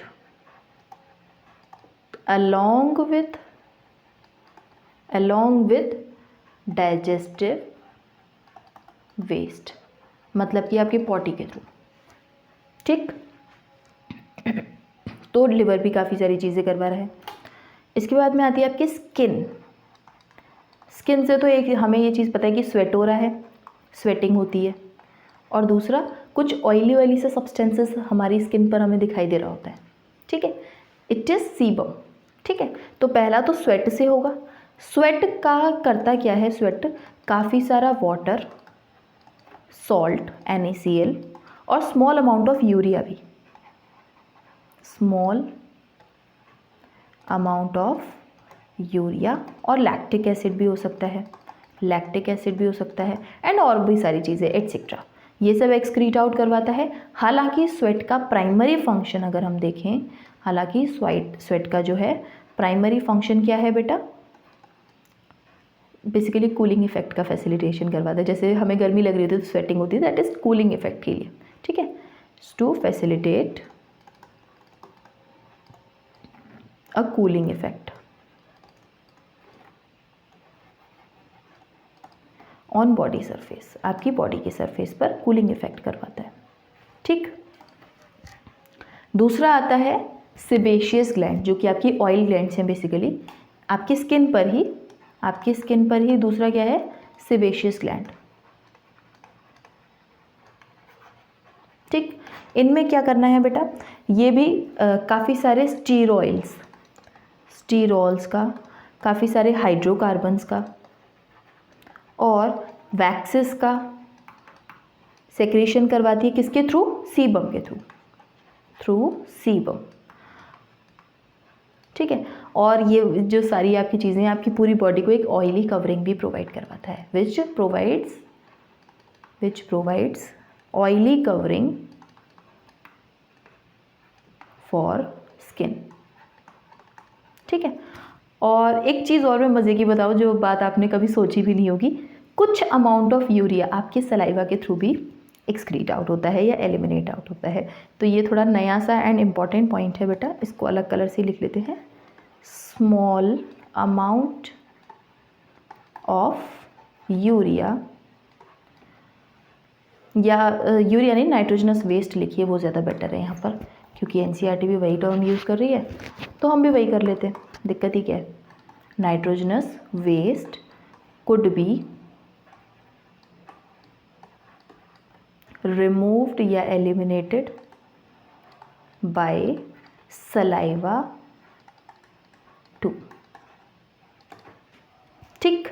तो कुछ और जैसे कि हमारे लंग्स हो गए, हमारे लिवर हो गया, हमारी स्किन में sweat glands and sebaceous gland, जो कि आपके सीबम प्रोड्यूस करते हैं, जो ऑयल ग्लैंड्स हैं बेसिकली, ये भी कुछ चीज़ों का एलिमिनेशन करवाती हैं, हमारे एक्सक्रीशन में हेल्प करवाती हैं। ये है हमारे कुछ और ऑर्गन्स, ये भी रेगुलेशन नहीं हुई, ठीक है, इसे करेक्ट कर लीजिएगा आप लोग, ठीक है। इतना है हमारे कि और ऑर्गन्स क्या हेल्प करवा सकते हैं। लास्ट में आते हैं हमारे डिसऑर्डर्स, कि हमारे जो ये सिस्टम है, इसमें अगर कोई डिसऑर्डर हो गया तो वो किस तरीके से होगा, क्या हो सकता है। एक डिसऑर्डर हम सभी बड़े फेमिलियर हैं, हमारे किसी न किसी नोन पर्सन को हो ही जाता है, रीनल फेलियर, किडनी ख़राब हो गई है भाई उसकी, अब उसको नई किडनी लगेगी या फिर वो डायलिसिस करवाने जाएगा। ये चीज़ हमने काफ़ी सुनी है और काफ़ी ज़्यादा बड़ा ही बेकार सी बीमारी है, बेकार सी प्रॉब्लम है। तो रीनल फेलियर या फिर किडनी फेलियर हम इसे कह सकते हैं। इस केस में होता क्या है, अब हमने तो हार्ट फेलियर भी पढ़ा है, तो वहाँ हमने ये पढ़ा था कि हार्ट का अगर फंक्शन प्रॉपर नहीं हो पा रहा तो हार्ट फेलियर है। अब वहीं अगर आपका किडनी फंक्शन प्रॉपर नहीं कर पा रही है, हो क्या रहा है कि जो आपका यूरिया है उसका फिल्ट्रेशन नहीं करवा पा रही है, तो इस कंडीशन को हम लोग रीनल फेलियर कहते हैं बेटा। होता क्या है, यूरिया एक्यूमुलेट हो जाता है ब्लड के अंदर, एंड अगर ये यूरिया एक्यूमुलेट हो गया आपके ब्लड में, अगर एक्यूमुलेशन ऑफ यूरिया हो गया आपके ब्लड के अंदर, इन ब्लड, तो इस कंडीशन को हम लोग कहते हैं यूरेमिया। ठीक है, जो कि काफ़ी ज़्यादा हार्मफुल है एंड इसी से काफ़ी तरह केस में lead to renal failure. Initial time पर अगर पता चल जाता है तो well and good, but long term के बाद में बहुत ज़्यादा प्रॉब्लमेटिक हो जाता है ये। अब भैया रीनल फेलियर है कि आपकी किडनी काम ही नहीं कर रही, ब्लड को वो फिल्टर कर ही नहीं पाएगी, ब्लड के अंदर यूरिया रहेगा ही, जिससे कि काफ़ी ज़्यादा प्रॉब्लम हो सकती है। तो हमें क्या करवाना होगा, आर्टिफिशियली ब्लड को फिल्टर करवाना होगा, इसके अलावा और कोई ऑप्शन नहीं है। आर्टिफिशियली ब्लड को फिल्टर करवाया जाता है बाय आर्टिफिशियल किडनी, जिस प्रोसेस को हम लोग कहते हैं हीमोडायलिसिस। हीमो यानी कि आपके ब्लड की हम लोग डायलिसिस करवाते हैं, जो कि बड़ी ही एक पेनफुल सी प्रॉब्लम है। इस तरीके से कुछ नीडल्स लग जाती हैं बॉडी में, जिसके थ्रू एक तरफ से ब्लड जा रहा होता है मशीन में, वहाँ फिल्टर हो रहा होता है, एंड उसके बाद में आपकी बॉडी में वापस से आ रहा होता है। तो एंड ये एक परमानेंट सोल्यूशन भी नहीं है बेटा, देखा जाए तो आप मतलब डायलिसिस कब तक ही करवाओगे। जो यूरिन आपकी पर डे बनती जा रही है, एक एक मिनट में इतना फिल्ट्रेट प्रिपेयर हो रहा है, बनती जा रही है, वो आप कुछ दिनों के बाद जा रहे हैं हॉस्पिटल्स में और डायलिसिस करवा रहे हैं, ब्लड को फिल्टर करवा रहे हैं। तो ये एक कन्वीनियंट प्रोसेस नहीं है और ना ही ये एक परमानेंट सोल्यूशन है रीनल फेलियर का। रीनल फेलियर का एक परमानेंट सोल्यूशन यही है कि आप किसी से किडनी ट्रांसप्लांट, एक कोई आपको डोनर अपनी किडनी दे दे और आप ट्रांसप्लांट करवा लें, जो कि बेसिकली प्रैक्टिकली बहुत ज़्यादा इजी नहीं है। किसी क्लोज रिलेटिव से आपको किडनी लेनी होती है एंड सारी प्रोसेसेस भी होती हैं, अवेलेबल होनी भी चाहिए। तो टेक्निकली अब काफ़ी ज़्यादा इसमें सक्सेस मिल चुकी है हमारे डॉक्टर्स को, बट उतना ज़्यादा बेटर, जो हम अगर हीमोडायलिसिस को देखें तो डायलिसिस हो रही है, बट उतनी ज़्यादा अच्छी चीज़ें ये नहीं है, एक परमानेंट सोल्यूशन नहीं है। ठीक है, तो प्रोसेस होती कैसे है वो मैं आपको बता देती हूँ बेटा। होता क्या है हीमोडायलिसिस के केस में, होता क्या है देखिए, एक तो ये है कि आपका ब्लड निकाला जाएगा। ठीक है, पहले तो मैं आपको मशीन के बारे में थोड़ा सा बता देती हूँ। इस तरीके की कुछ बेटा मशीन होती है। ठीक है, यहाँ पर एक सेलोफेन ट्यूब होती है, इस तरीके से सेलोफेन ट्यूब होती है। ठीक, ट्यूब्स होती है और पोरस ट्यूब होती है ये। ठीक है, थोड़ी सी पोरस ट्यूब होती है ये। ठीक, इसके अंदर आपका ब्लड भेजा जाता है और इसके आउटर सराउंडिंग में होता है डायलाइजिंग फ्लूइड, डायलाइजिंग फ्लूइड। और ये डायलाइजिंग फ्लूइड जो है ये बिल्कुल आपके प्लाज्मा जैसे होता है। बिल्कुल किसके जैसा होता है, प्लाज्मा जैसा, सेम कॉम्पोजिशन होगा बिल्कुल प्लाज्मा जैसा, सेम एज प्लाज्मा। बट उसमें एक चीज़ नहीं होगी जिसे हमें फिल्टर करवाना है, एक्सेप्ट नाइट्रोजनस वेस्ट। ठीक है, और ये सेलोफेन की एक पोरस ट्यूब होगी, सेलोफेन ट्यूब जो कि पोरस होगी। ठीक, ठीक है, अब इसके अंदर आपका जाएगा ब्लड। आएगा कैसे आपका ब्लड, ये देखिए, आपकी बॉडी से एक कोई पर्टिकुलर, आपकी बॉडी से एक पर्टिकुलर कन्वीनियंट आर्टरी, जिससे इजी रहे, कन्वीनियंट आर्टरी से लिया जाएगा ब्लड। इस ब्लड को क्योंकि बॉडी से बाहर ले लिया गया है और अब ये बाहर आने के बाद कोएगुलेट ना हो जाए, इसमें ऐड किया जाएगा हेपेरिन। हेपेरिन, हेपेरिन जैसे ही ऐड किया, हेपेरिन इज एंटी कोएगुलेंट। अब इस ब्लड को हम लोग आर्टिफिशियल किडनी में इंसर्ट करेंगे, मतलब मशीन में, आर्टिफिशियल किडनी में, या डायलिसिंग मशीन आप कह सकते हो, ठीक।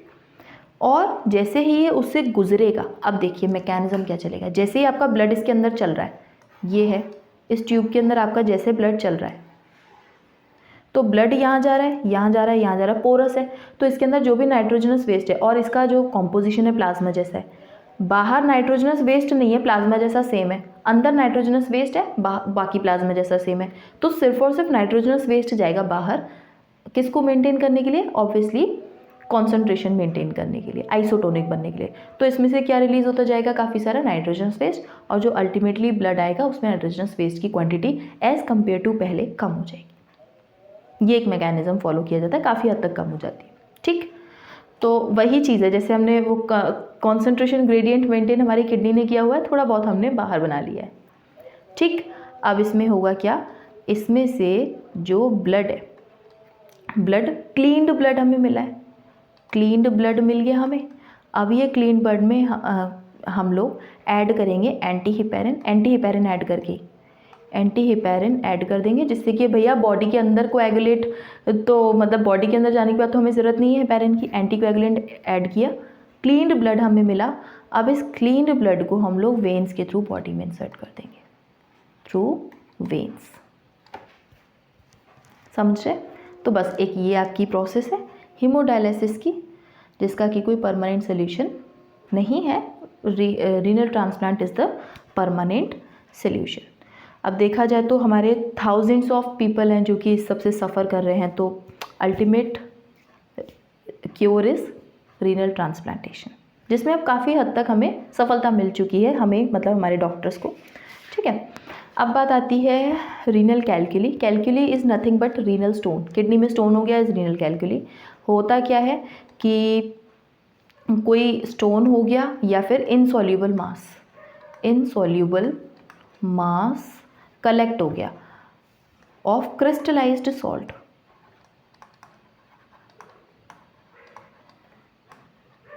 जिसे हम लोग ऑक्सलेट भी कहते हैं, ऑक्सलेट आपकी किडनी में बन गया, फॉर्म्ड इन किडनी, इसको हम लोग रीनल कैलकुली या फिर किडनी स्टोन ये कहते हैं। थर्ड आता है ग्लोमेरुलोनेफ्राइटिस। ग्लोमेरुलोनेफ्राइटिस का मतलब जो आपका नेफ्रॉन है उसका ग्लोमेरुलस है, उसमें इन्फ्लेमेशन हो गया, just inflammation of glomerulus, inflammation of glomerulus. बस इतने से आपके डिसऑर्डर्स हैं बेटा।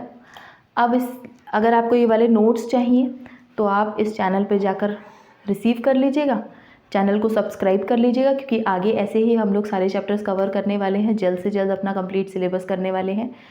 और आपको टेलीग्राम चैनल पर इस चैप्टर से रिलेटेड टेस्ट भी मिलेगा, जिसकी सारी अपडेट्स आपको टेलीग्राम चैनल पर मिल जाएंगी, सारी अपडेट्स आपको यूट्यूब चैनल पर मिल जाएंगी। तो अगर आपने बेल आइकन क्लिक किया हुआ है तो बहुत ही ज़्यादा बेनिफिशियल है आपके लिए बेटा।